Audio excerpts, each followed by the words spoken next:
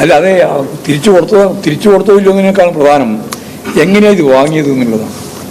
ഈ 2 കോടി ഉറുപ്പിക വാങ്ങിയത് നിയമപരമാണോ? അത് പറയേണ്ട ഉത്തരവാദിത്തമുണ്ട് എം പിക്ക്. അല്ല ബൾക്കായിട്ട് കള്ളപ്പണമായിട്ട് വാങ്ങിയതാണോ?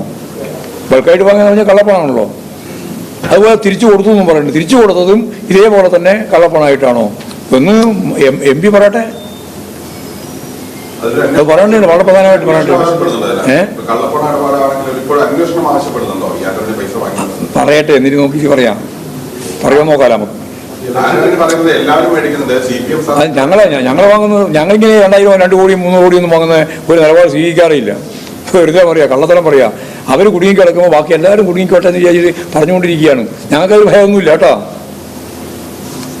ആൻഡ് ഭരണി വിചാരം എന്ന് പറഞ്ഞാൽ ഞാൻ 2 കോടി വാങ്ങിയിട്ട് ബാക്കി പലരും ഇതിനേക്കാളും വാങ്ങിയിരുന്നു നോക്കിയാൽ. ഞങ്ങളും 1 കോടിയും വാങ്ങിയില്ല. ഞാൻ കണ്ടിട്ടേനില്ല 1 കോടി. എന്നിട്ട് കൊണ്ടേ ഇത് വാങ്ങും.